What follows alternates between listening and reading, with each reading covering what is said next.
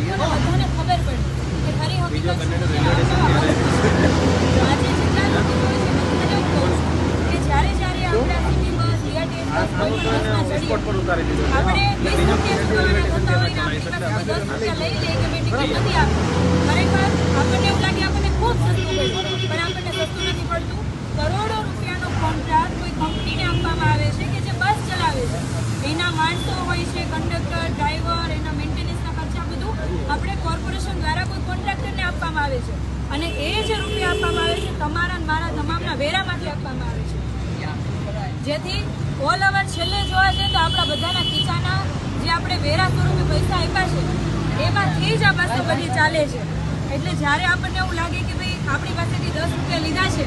20 રૂપિયા થતા હતા તો આપણે ટિકિટની જરૂર નથી એવું નહીં આપણે બધા જ જો ટિકિટો માંગીશું તો આ જે પૈસા છે ટિકિટો માંગશું તો એ જે પૈસા છે સરકારમાં જશે તો આ જે કરોડોની નુકસાનીમાં જે બસો ચાલે છે એ બસો કરોડોની નુકસાનીમાં નહીં ચાલે અને તમારા અને મારા વેરાનો સદુપયોગ થશે અને આમાં કેવું થશે કે તમે આપણે બધા જો જાગૃત નહીં થઈએ આપણે બધા બોલીશું નહીં તો છેલ્લે ફાયદો માત્ર ને માત્ર કોન્ટ્રાક્ટરને થશે તમારા ને મારા બધાના ખીચા ખાલી થશે એટલે આ બાબતે આપણે બધાએ જાગવાની જરૂર છે ને બધાને હું કહું છું કે આખા સુરતની અંદર કોઈ પણ સિટી બસમાં બેસો બીઆરટીએસ બસમાં કોઈ પણ બસમાં બેસો જો એનું મશીન બંધ હોય તો એવો નિયમ છે કે મશીન બંધ હોય ટિકિટ ના આપે તો આપણે પૈસા આપવાના નથી એટલે કોઈ પણ એવું કે કંડક્ટર મશીન બંધ છે તમે પૈસા આપી તો કોઈ પૈસા ના આપશો કારણ કે બધા પૈસા કંડક્ટરના ખીચામાં જશે અથવા તો એના કોન્ટ્રાક્ટરના ખીચામાં જશે એટલા માટે આપણે બધાએ જાગૃત થવાની જરૂર છે આજે અમે જેટલી બસોમાં બેઠા અમને બધી જગ્યાઓ પર આવો અનુભવ થયો કે પૈસા લેતા નથી ઘણા લોકો પૈસા આપતા નથી કે કંઈ નહીં સસ્તામાં પ્રદેશે જવા દો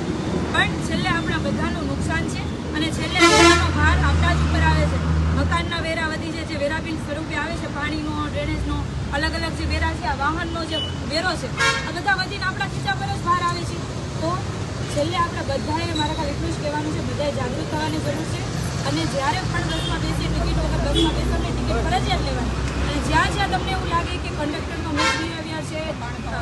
આમનો મિસબિહેવિયર છે તેમનો ફોટો પાડી લેવો વિડીયો ઉતારી લેવો એવું લાગે કે અહીંયા ટિકિટ નથી આપતા પૈસા લઈ લેજે એનો વિડીયો ઉતારીને તમને બસ નંબર સાથે અમને મોકલજો અમે એના ઉપર કાર્યવાહી કરવા માટે અમે ઉપર અધિકારીને કહેશું આજે અમે વિજિલન્સની ટીમને બોલાવી એમણે પણ જોયું વિડીયો જોયા બધું ચેક કરીને એમને 6000થી ઉપરની પેનલ્ટી બસના જે કોન્ટ્રાક્ટર છે એમને ફટકારી છે જો આવું આપણે બધા કરશું તો આખી સિસ્ટમ સુધરશે અને આખી સિસ્ટમ સુધારવા માટે તમામનો સાથ સહકાર જોશે બધાએ સાથ સહકાર આપો એવી આશા સાથે ફરી વખત તમને બધાને વિનંતી કરું છું રિક્વેસ્ટ કરું છું કે જ્યારે પણ આપણે એ બસનો ઉપયોગ કરીએ આ બસ આપણા જ પૈસાની ચાલે છે આપણા જ પૈસામાંથી કંડક્ટરને અને ડ્રાઈવરને બધાને પગાર ચૂકવાય છે તો આપણે બધાએ બોલવાનું ટિકિટ લઈને પછી જ બસમાં બેસવાનું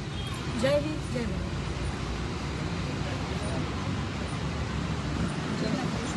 ભારત